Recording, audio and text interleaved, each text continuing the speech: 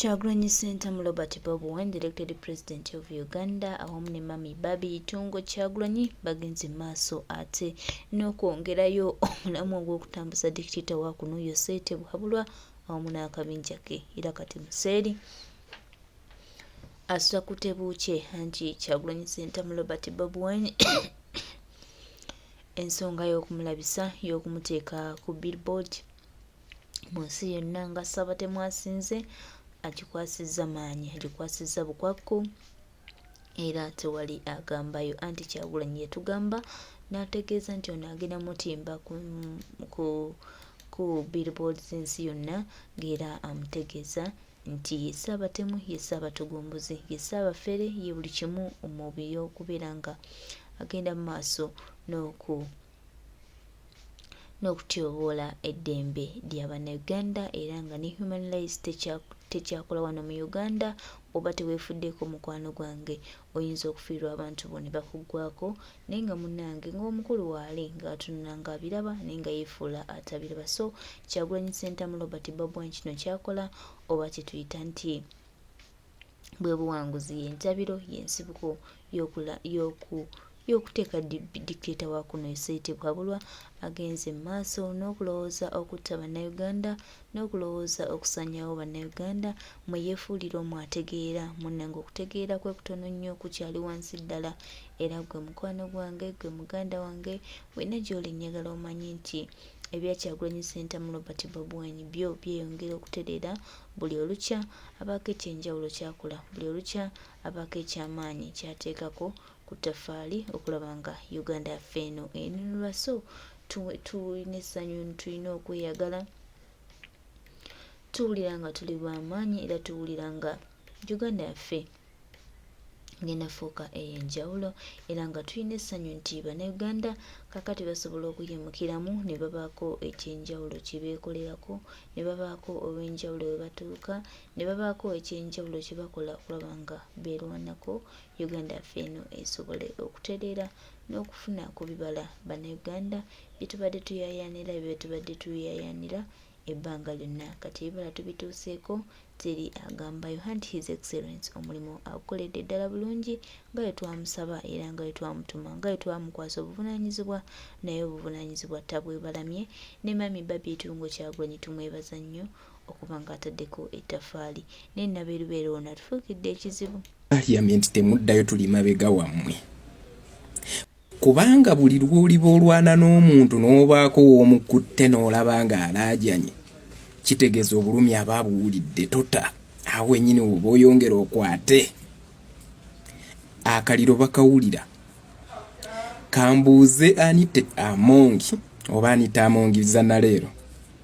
ku luno lwe mwalabye nti ebiteeso byaffe mu byetaaga nga tebiweebwa kitiibwa nga mwatuuka n'okuba nti gavumenti ya Nakyemalira ereeta mutogikwatako amagye gayingire mu Parliament gakuba ababaka gabamenyeemenye ng'ensonga mwagala kuyisaawo biteeso byammwe kubanga Museveni yakizuula nti okubuzaabuza amawanga amalala okulowooza nti ye si dikitata alina okuteekawo opposition. Kyovudde olaba nti bano abantu balina amagezi nti bwe mubaga nti mu Uganda temulimu democracy nga bakugamba nti nga waliyo aba NRM be bakuba akalulu nga waliyo wa NRM yali mu Parliament ne bamuwabira mu kooti ne bamujjayo mu Parliament singa tewali democracy nga muga nti abalamuzi bali enguzi bandi badda NRM si ebeerayo yokka ekyo kikolebwa Nakyemalira nga akimanyi nti singa analemesa ababaka bonna ne babeera babe kitegeeza ensi yonna ejja mulaba nti dictator. Kati Museveni ayina ebifo byakkiriza nti abo mubaleke ebifo ebyo babitwale okubuzaabuza kubanga mujjukire muno mu Uganda mubaddengamu ebifo eby'enkizo eri Museveni nga byo ne bwoba owangudde akalulu ng'oliwo opposition nga tebasobola kulangirira waakiri balangirira wa NRM nga yakutte ekyokuna. Kati saawa zino bakirabye nti ekintu ekiriwo kubanga NRM yeetuula mu Parliament yokka kintu kigenda balabisa nnyo nga n'ensonga lwaki abaka opposition tebaliyo ensonga yakutulugunya bantu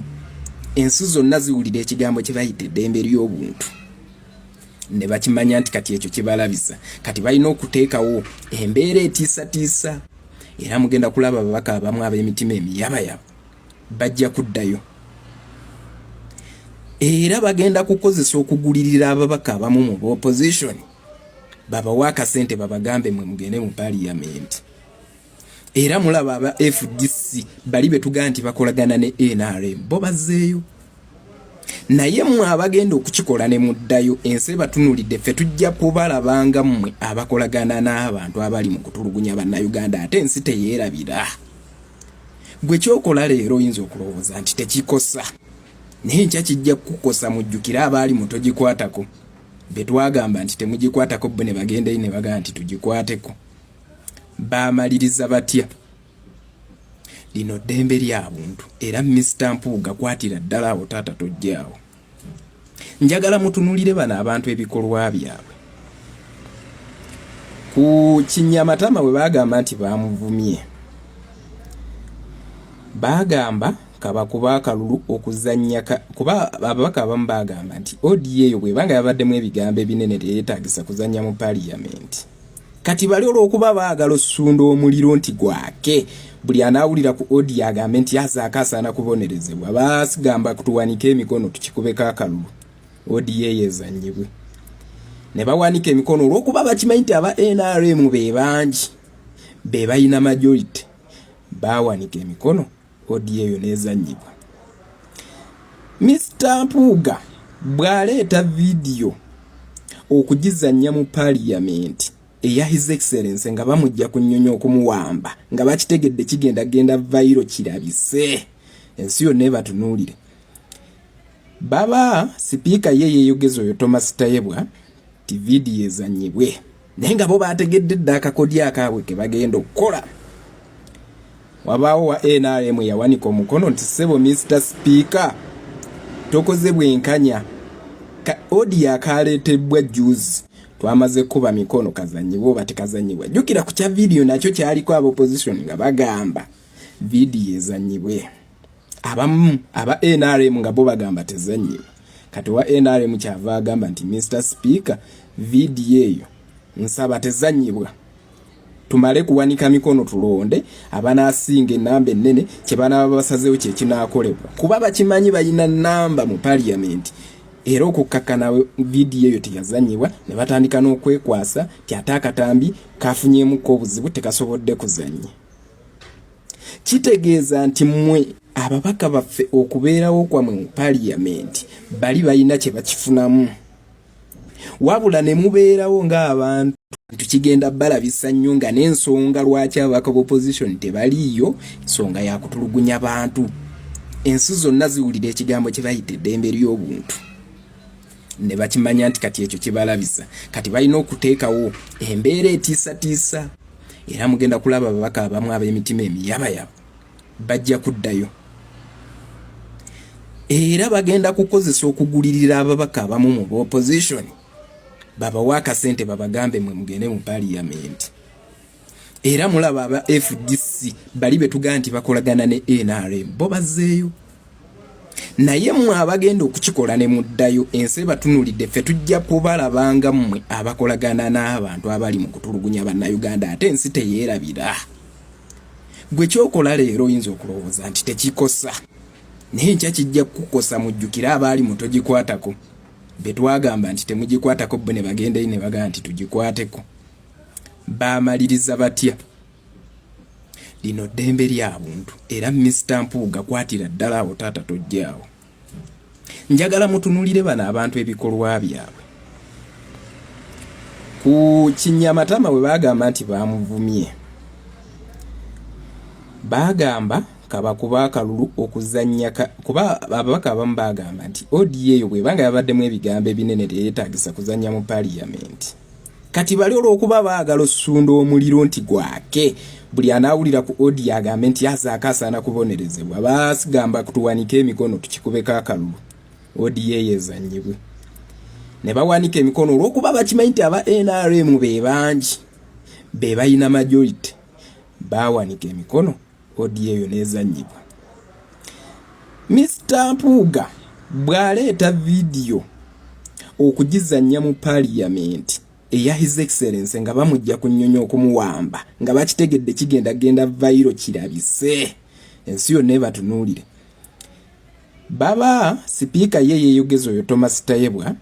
ti vidiyo ezannyibwe naye nga bo baategedde dda akakodyo akaabwe ke bagenda okukola. Wabaawo wa NRM yawanika omukono nti ssebo Mr. Speaker tokoze bwenkanya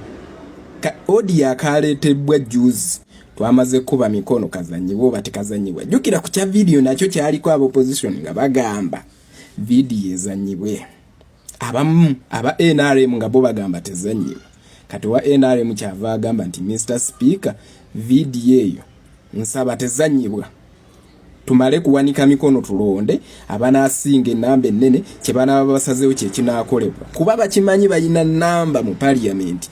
Era okukkakana vidiyo eyo teyazanyibwa ne batandika n'okwekwasa ti ate akatambi kafunyeemuko obuzibu tekasobodde kuzannya. Kitegeeza nti mmwe ababaka baffe okubeerawo kwamwe mu parliament bali balina kye bakifunamu. Wabula ne mubeerawo ng'abantu abatagenda baziiza kuyisa biteeso byabwe, wabula ng'abantu abagenda okulabisa nti mu Uganda n'opposition yeeyogerera. Kati ffe tugamba ababaka baffe munywere tuli mabega wammwe. Kye mwasazeewo kye kikulu era mugende maaso n'okuboycottinganga entula za parliament singa wanaabeerangawo ebiteeso ebyaffe bye bataagala kuwulira. Mr. Rope weebale nnyo weebalire ddala.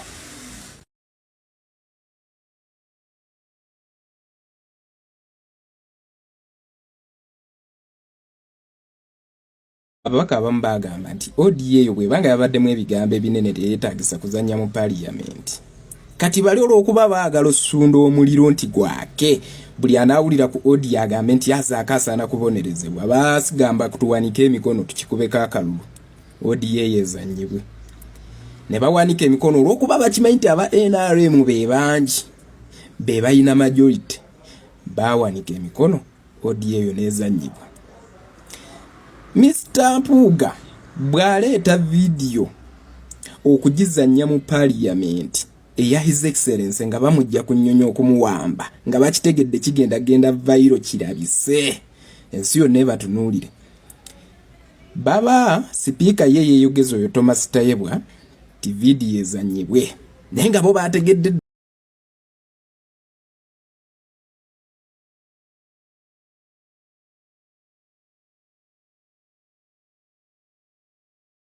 Webale nnyo mukwano gwaffe, webale nnyo muganda waffe n'okugenda mu maaso n'okusomesa eggwanga. Abantu balina okutegeera, abantu balina okumanya. Abantu tebakyakkirizibwa kubeera nga babafugira mu mbeera ey'okuba nga bababisa akatambaala nga tebaagala bamanye ebiki bigenda mu maaso mu ggwanga, ng'era tebaagala bamanye lwaki bino bigenda mu maaso, lwaki bituukawo, lwaki bannayuganda balayizinze nnyo amaloboozi gaabwe okulaba nga bejjako ekibambuliro, okulaba nga beenunula. So baganda baffe, this is Uganda for Ugandans, era tulina okukola ekisoboka kyonna okulaba nga tutereeza ebyo byonna ebyakyama, ebyo byonna ebyagaanye, tukola okulaba kaweefube yonna okulaba nga bitereezebwa, ate nga tulina essuubi n'essanyu nti bigenda kutereezebwa ewatali kugamba kintu kyonna kyonna. Uganda ya bannayuganda era bannayuganda be balina ssi ku ggwanga lyabwe. Oyo yenna yenna ayagala otwekiikamu, oyo yenna alina missions endala, tukugamba nti oli leeti wasanze tulina ebirala bye tubala era wasanze twagala okuyitawo, wasanze tulwana okulaba nga tutwala eggwanga lyaffe mu maaso, wasanze bannayuganda bali mu kwerwanako okulaba nga batereeza byonna ebyasoba, era wasanze bannayuganda bali mu kuyaayaana okulaba nga Uganda yaffe enunulwa, Uganda yaffe ng'eva mu mikono gy'abantu abakyamu ate nga tuzijja mu mikono gy'abantu abatuufu. So tetwetaaga nnyo omuntu yenna atukyamira mu kkubo, twetaaga nnyo omuntu yenna alina bigendererwa bye birala. Kye twetaaga kwe kulaba nga Uganda yaffe efunye enkyukakyuka eya namaddala era enkyukakyuka etwala mu maaso. Nga bwe bagamba nti agali awamu ge gali ennyama, naffe tugenda kwekwata wamu tulabe nga tununula byonna ebyakyama.